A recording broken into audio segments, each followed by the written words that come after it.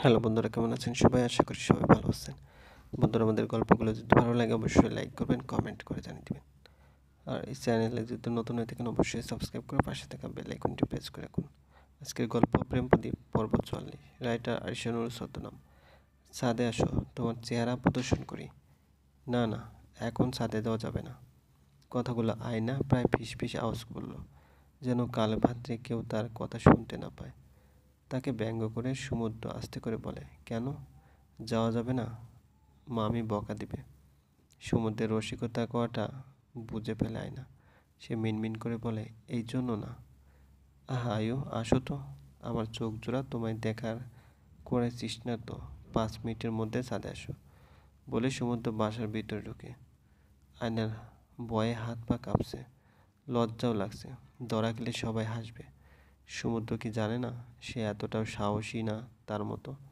আয়না ভীতু, তার ভয় হয়। সে এক ধ্যানে বারান্দায় দাঁড়িয়ে রইল। 15 মিনিট পর আবার সমুদ্রের কল এলো। সে রিসিভ করতে সমুদ্র ঝাড়ি মেরে বলে ওঠে, আয়ু, আমি 15 মিনিটস ধরে তোমার অপেক্ষায় রোদের উত্তাপে পড়ছি, আর তুমি লাপাত্তা। হোয়ার আর ইউ? আসো। বললাম তো সম্ভব না, করুণ গলায়। সমুদ্র আয়ুর কণ্ঠের স্বরে আকুলতা শুনে হেসে দিল এবং বলল, আয়ু, তুমি তো দেখি একটা ভিতর ডিম। এত এত ভয় নিয়ে রাত্রি যাপন করো কেমনে? ভয়রা যদি পেটের মধ্যে ব্লাস্ট হয় কিছুটা গ্যাস্ট্রিকের মতো, তাহলে কি হবে? জলদি আসো, না হলে আমি কেলেঙ্কারি বাঁধাবো। আয়না এবারও ভয়ে রাজি হয়ে যায়। সমুদ্র ভরসা নিয়ে দেখা গেল বাসায় এসে পড়েছে। সে অনকোলে থেকে সিঁড়ি বেয়ে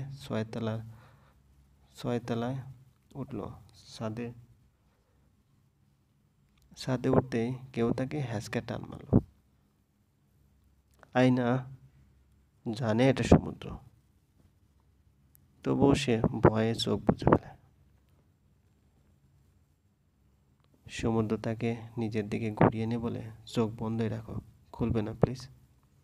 আয়না প্রিয়ায় ফিসফিস গলায় বলে, কেন খুলবো না? কারণটা বলা যাবে না। বলে সমুদ্র নিজ দায়িত্বে তার চোখে নিজের হাত দিয়ে চোখ ঢেকে দিল। আয়না পিটপিট করে চোখ খুলে রেখেছিল এতক্ষণ। সে এতক্ষণ অল্প স্বল্প করে সবে দেখছিল। এতক্ষণ সে সমুদ্রের চাপদারিগুলো দেখছিল, তবে সমুদ্রের চোখে চোখ রাখার সাহস হচ্ছিল না আয়নার। আমাদের জীবনে কিছু কিছু মানুষের আগমন ঘটে যাদের চোখে চোখ রাখবার সাহস আমাদের নেই। আয়নার জীবনে সমুদ্রে এমনই কেউ একজন, যার চোখে চোখ রাখলে অজস্র আবেগ, অনুভূতি, আকুলতার স্বপ্ন, অনুপ্রেরণা, প্রেম, সুখ দেখতে পায় আয়ু। তার এই সময় খুব কান্নাও পায়। আয়নার মনে হয় সমুদ্রের বুকে ঝাঁপিয়ে পড়ে এক সমুদ্র পরিমাণ চোখের অশ্রু বাড়ালেও সমুদ্রের ঋণ শোধ হবে না। সমুদ্র হুট করে আয়নাকে পাজা করে উঠালো। আয়না ভয়ে কেঁপে উঠে চিৎকার করে বলে, এই কি করছো? কেউ দেখে ফেলবে তো। দেখুক, হু কেয়ার্স। প্লিজ নামাও। সমুদ্র আয়ুর কথার পিঠে কিছুই বলল না। সে তাকে পাজা কোলে তুলে নিয়ে হাঁটতে লাগে। ছাদের মাঝ বরাবর এসে আয়নাকে নামিয়ে দিয়ে তার চোখ থেকে হাত সরালো। আয়না দ্রুত চোখ খুলে ফেলে। তারা দোলনার সামনে দাঁড়িয়ে আছে। দোলনাটা খুব সুন্দর করে সাজানো, গাঁদা ফুল দিয়ে সাজানো। আয়না মুগ্ধ দৃষ্টিতে সেই দোলনার দিকে তাকিয়ে রইল। আচমকা সমুদ্র তাকে পিছন থেকে জড়িয়ে ধরে কাঁধে থুতনি রেখে বলে, এইসব ডেকোরেশন আমি নিজ হাতে করিনি। তোমার জামাই এতটাও কাজের না, ডেকোরেশন লোক করে দিয়েছে। আয়না হেসে দিল। দোলনায় অনেক কিছু রাখা আছে, 4-5টা সেট কাচের চুড়ি, আর বিশাল মোটা আকারে একটা বই, যেখানে চকচকে অক্ষরে লেখা, ফেলুদার সমগ্র, সত্যজিৎ রায় 1। আয়না মুগ্ধ ও আশ্চর্য বোধ হয়ে যায়। সমুদ্র কিভাবে জানলো তার সবচেয়ে প্রিয় চরিত্র ফেলুদা? ফেলুদা সিরিজের সব বই তার প্রিয়, প্রিয় এবং অধিকতর প্রিয়। এটা তো সমুদ্রের জানার কথা না? কিভাবে জানলো সে? আয়নার এখনই বইটা উল্টে পাল্টে দেখতে মন চাচ্ছে। সে বলে ওঠে, আমার প্রিয় বই ফেলুদার সমগ্র, এটা কেমনে জানলে? সমুদ্র আয়নাতে ভূত হয়ে উত্তর দিল, আপনজনের প্রিয় অপ্রিয়তার খবরাখবর রাখতে হবে, নাহলে আপনতায় টান লাগে। আয়না মুচকে আসলো। সমুদ্র আয়নার কাঁধে মুখ রেখে বলে ওঠে, তোমার বাম হাতটা দাও তো। আয়না তার হাত বাড়ালো। সমুদ্র টুপ করে বাম হাতের অনামিকা আঙুলে সোনার আংটি পরিয়ে দিল। এরপর বলল, এবারে ডান হাত দাও। আয়না ডান হাতে এগিয়ে দিল। সমুদ্র ডান হাতের আঙুলে একটা রূপার আংটি পরিয়ে আয়নাকে নিজের দিকে ঘুরিয়ে নেয়। আয়নার চোখ মুখে অজানা খুশি আনন্দ বিরাজ করছে। সমুদ্র টুপ করে আয়নার ডান হাত চুমু খেল। আয়না চোখ বড় করে তার দিকে তাকালো। সমুদ্র লাজুক হাসলো। এরপর আয়নার ডান হাত নিজের নাকের কাছে ধরে হাতের গন্ধ শুকে বলে, এই তোমরা আজকে কি খেয়েছো? পোলাও না বিরিয়ানি? আয়না হেসে জবাব দিল, মোরগ পোলাও। সমুদ্র বলল, আয়ু তুমি কি বাচ্চা? এখনো ঠিক মতো হাত ধোয়া শিখলে না? খাওয়ার পরও হাত ধুয়ে গন্ধ বের হয়? আয়না গোল গোল চোখে সমুদ্রের দিকে তাকালো, কিন্তু মুখে কিছু বলল না। সমুদ্র এবারে দুই হাতে তার হাতের বাজে আঁকড়ে ধরে বলে, আজকে এই মুহূর্ত থেকে তোমাকে নিজের করে নিলাম। তোমার প্রতি আর কারো অধিকার রইবে না। এখানে অন্য কারো বলতে তৃতীয় পক্ষ বুঝিয়েছি। অবশ্যই বিয়ের পরও তোমার প্রতি তোমার বাবা মা বোন নানা নানি এবং ফ্রেন্ডের অধিকার থাকবে, এবং তোমারও তাদের প্রতি শেষ যেসব দায়িত্ব আছে আশা রাখছি তুমি তা অক্ষরে অক্ষরে পালন করবে। আজকে থেকে তোমার ভালো মনের দিক নজর রাখার দায়িত্বও আমার। আয়না সমুদ্রের দিকে তাকিয়েছে। সমুদ্র মিটমিট করে হেসে বলে, শেষ সমাচার এই যে তোমাকে আমি ভালোবাসি। এটা চিরন্তন সত্য। আমি আমার মৃত্যুর আগ অবধি তোমাকে ভালোবেসে যাব, ওয়াদা করলাম। আমার সামনে আর কখনোই মরণের কথা বলবে না প্লিজ। মৃত্যুকে আমি ভয় পাই, আমি বাঁচতে চাই। আচ্ছা বলবো না। তোমার এই ঋণ কি কোনো দিন শোধ করতে পারবো না সমুদ্র? অবশ্যই পারবে, বরং খুব ইজিলি পারবে। আয়না কৌতূহলবশত বলে, কিভাবে? সমুদ্র তাকে আবারও নিজের কাছাকাছি টেনে এনে বলে, দ্রুত, শুধু কেবলমাত্র আমার জন্য দু চোখ থেকে 2 ফোঁটা অশ্রু বিসর্জন দাও। আয়না অদ্ভুত নয়নে সমুদ্রের দিকে তাকালো। সমুদ্র আয়ুর সামনে হাঁটু গেড়ে বসে বলতে লাগলো, জগতের সবচেয়ে মূল্যবান সম্পদের নাম কি জানো? আয়না মাথা ঝাঁকালো, যার মানে সে জানে। সমুদ্র হেসে বলে, কি? প্লাটিনাম।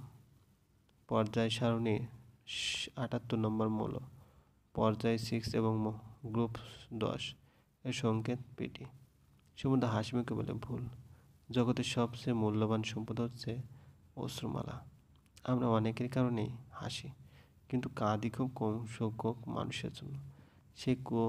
সেই খুব সংখ্যক মানুষ জগতের সবচেয়ে মূল্যবান সম্পদ পেয়ে যায়। কিন্তু ওই যে সবাই বলে প্লাটিনাম সবচেয়ে দামি, তাই অশ্রুর মূল্য না দিয়ে তোমার ভাষায় পিটি এর পিছনে দৌড়ে আসল মানিক হারিয়ে ফেলে অনেকে। আমি কিন্তু এমন নই। আমার সোনা দানা চাই না। দিন শেষে চাই কেউ একজন আমার জন্য কাঁদুক, আমার জন্য বেলা পড়াবার আগে ব্যাকুল হোক সে। সে এর জায়গায় তোমাকে বসাতে চাই। আমি তোমার কাছে বেশি কিছু চাই না, শুধু 2 ফোঁটা অশ্রু চাই। আয়ো, তুমি কি আমার জন্য কাঁদতে পারবে? আয়নাও সমুদ্রের দিকে ঝুঁকে এসে তাকে ঝাপটে ধরে ভ্যা ভ্যা করে কেঁদে দেয়। সমুদ্র টিটকারি মেরে বলে, তোমার চোখের ডগায় কি চোখের পানির পাইপ লাগানোই থাকে? কওয়াও শেষ, পাইপের সুইচ অন করাও শেষ। আয়না কাঁদতে কাঁদতে হেসে দেয়। সমুদ্র তাকে জড়িয়ে রেখেই বলে, ঋণ তো একেবারেই শোধ করে দিলে আয়ু। অশ্রু যে ধারা বইছে তোমার চোখে, এরপরও কোনো ঋণের দাবি রাখা না যায়। সমুদ্র কিছুক্ষণ পরে চলে যায়।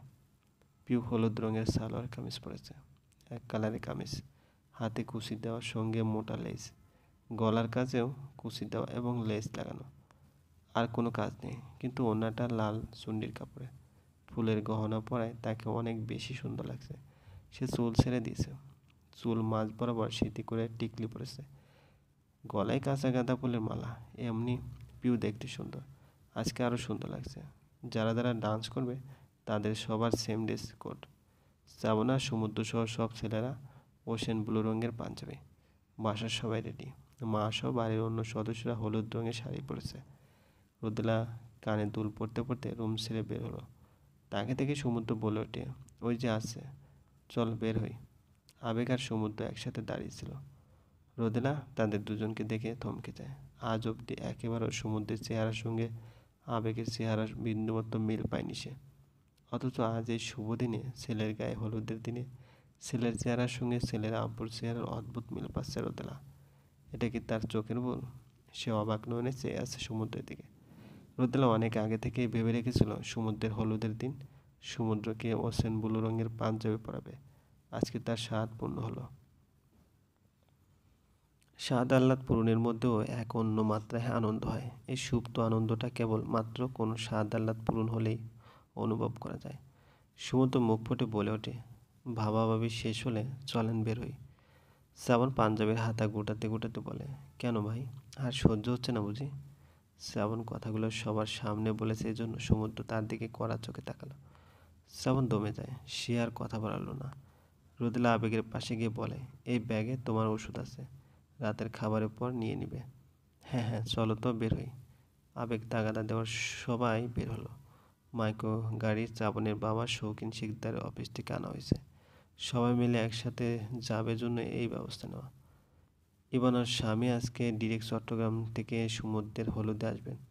ফ্লাইট পাচ্ছিলেন না, আর গাড়ি করে আসলে ক্লান্ত হয়ে যাবে, এজন্য ফ্লাইটের অপেক্ষায় তার সামান্য দেরি হবে আসতে। ছাদে অনুষ্ঠানের আয়োজন, তাই সবাই একেবারে ছাদে উঠে পড়ে। বেশ সুন্দর করে ছাদ সাজানো হয়েছে। শ্রাবণ ছাদে উঠতে দেখলো আলিয়া সাজগোজ করে কার সাথে যেন বেশ বিচলিত হয়ে কথা বলছে। সমুদ্র অপর পাশের ব্যক্তির কথা বুঝতে পারছে না সে, এর জন্য বিচলিত। শ্রাবণ ঢোক গেল। আলিয়াকে দেখে সে টাচকে খেয়ে গেল। পিউয়ের মতোই জামা পড়েছে, কিন্তু চুলে বেনি করা, লবণের প্রতি ভাজে ভাজে ফুল দেওয়া। শ্রাবণের পক্ষে আলিয়ার দিক থেকে চোখ সরানো যায়। সে নীরব দর্শক হয়ে আলিয়ার কাণ্ড দেখে যাচ্ছে বেহার মতো। আলিয়ার সঙ্গে ইতিমধ্যে 3বার চোখাচোখি হয়ে গেছে। 3বারই শ্রাবণ 24টা দাঁত বের করে হেসেছে। শেষের বার সে আলিয়াকে ফ্লাইং কিসও দিয়েছে। আলিয়া অবশ্যই নাগিনের মধ্যেই পুষছিল। প্রেমের সূচনা থেকে শ্রাবণ আলিয়াকে নাগিনী ডাকে। শ্রাবণের ভাষায় এক পিসি ঘুরতে এসেছিল এবং সে টিভিতে নাগিন দেখছিল। শ্রাবণও সেই পিসির সঙ্গে নাগিনও দেখেছিল। তখন সেই নাগিন সিরিয়ালের নাগিনের চেহারার সঙ্গে সে তার আলিয়ার বেশ মিল পায়। এই জন্যই আলিয়াকে সে নাগিনী বলে ডাকতে। ব্রেকআপের পর নাগিনীর আগে একটা কাল লাগিয়ে দিয়েছিল সে। অনুষ্ঠান জমজমাটভাবে জমতে লাগে। পিউ বারবার গেটের দিকে তাকাচ্ছে। রঙন বলেছিল আসবে, কিন্তু সে এলো না কেন? নাকি রওনা দিয়েছে? বাংলাদেশে অনেক জ্যাম হয়, সে জ্যামে আটকা যায়নি তো? পিউ উদাস হচ্ছে। উদাস মনে শ্রাবণের কাছে গেল। শ্রাবণ বেশ আয়েশ করে ফুচকা চটপটি নকশি পিঠা খাচ্ছে। পিউ বলে ওঠে, নাচানাচির পর খাও। আরে, ততক্ষণ এইসব বাজবে না, তুইও খা পিউ। দিব 1 প্লেট ফুচকা? না না, এখন আমার গলা দিয়ে খাবার নামবে না। শ্রাবণ আর 1 প্লেট ফুচকা নিয়ে খেতে খেতে বলে, দেখ দেখ ভাইয়া কেমনে ভাবির দিকে তাকায় আছে। ভাই তো দেখি পুরাই ভাবির আসলের মায়ে আটকে পড়ছে। পড়লে পড়বে, সমস্যা কোথায়? শ্রাবণ হালকা এসে বলে, মায়া বড় কঠিন জিনিস রে পিউমণি। একবার কারো মায়ে আটকা পড়া মানে চোরাবালিতে আটকে যাওয়ার মতো। যতই বের হতে আসার চেষ্টা করবি, ততই গভীরে টানতে থাকবে। তখনই আলিয়ার মুখ দর্শন হয়ে যায় তার। সে মচমচ করে ফুচকা চাবাতে লাগে। সুমন্ত আসলে আয়নার দিকে তাকিয়ে আছে। না তাকিয়েও উপায় নেই। এত রূপবতী লাগছে মেয়েটাকে যে সমুদ্র মুগ্ধ মুগ্ধ মুগ্ধ তার চয়েসের প্রতি। সবার আগে নানা নানি হলুদ লাগালো। নানা দুইজনকে 1000 করে টাকা দিল। সমুদ্র নিতে চাচ্ছিল না, কিন্তু পরে আর মানা করেনি। আপনজন ভালোবেসে কিছু দিলে সেটা মানা করা উচিত না। নানা ভাই আগেও তাকে আর আয়নাকে ঈদের সালামি দিত, কিন্তু তখন মাত্র 50 টাকা দিত। সেই 50 টাকা পেয়েই তারা কত খুশি হতো। খুশিতে লাফাতো আয়ু। বউ আগের কথা। সুখে থাকলে কি সুখময় স্মৃতি মনে পড়ে কি জানি। আবেগ রোদেলা চেয়ারে বসে আছে। দুজনই স্টেজের দিকে তাকিয়ে আছে। চোখ জুড়িয়ে ছেলের হাসিমাখা মুখ দেখছে। দুজনকে খুব হাসি হাসি লাগছে। চেহারায় আনন্দ ভাব ফুটে উঠেছে তাদের। রোদেলার চোখে পানি চিকচিক করছে। আবেগটা দেখে ভারী অবাক হয়ে গেল এবং বলল, এতদিন জানতাম বিয়েতে মেয়ের মা কাঁদে, তুমি তো ছেলের মা, তাহলে তুমি কেন কাঁদছো? রোদেলা আবেগের হাতে হাত রেখে বলে, জানি না সমুদ্রে আপু, আমার আজকে কাঁদতেও খুব ভালো লাগছে।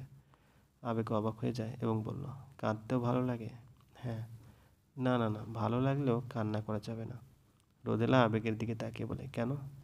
আবেগ কিছুটা অবাক হলো। আজকে রোদেলাকে ঠিক আগের দিনের তরুণী বয়সী রোদেলা রাখছে। সে আস্তে আস্তে বলে, তুমি কাঁদলে আমার ভালো লাগে না। রোদেলা বলল, আমি তো আজীবন তোমাকে কষ্টই দিয়ে এলাম, তবুও কেন ভালোবাসো তো এত? বাংলায় একটা প্রবাদ আছে, নাই মামার চেয়ে কানা মামা ভালো। আজকে এই ডাক্তার একটা প্রবাদ সৃষ্টি করলো, তা হলো, আপনহীনতার চেয়ে ত্রুটিটুচ্ছ আপনকে অধিকতর উত্তম। চলবে? গল্পটি ভালো লাগলে অবশ্যই লাইক করবেন আর কমেন্ট করে জানিয়ে দেবেন। আর এই চ্যানেলে যদি আপনি নতুন দর্শক হয়ে থাকেন, অবশ্যই সাবস্ক্রাইব করে পাশে থাকা বেল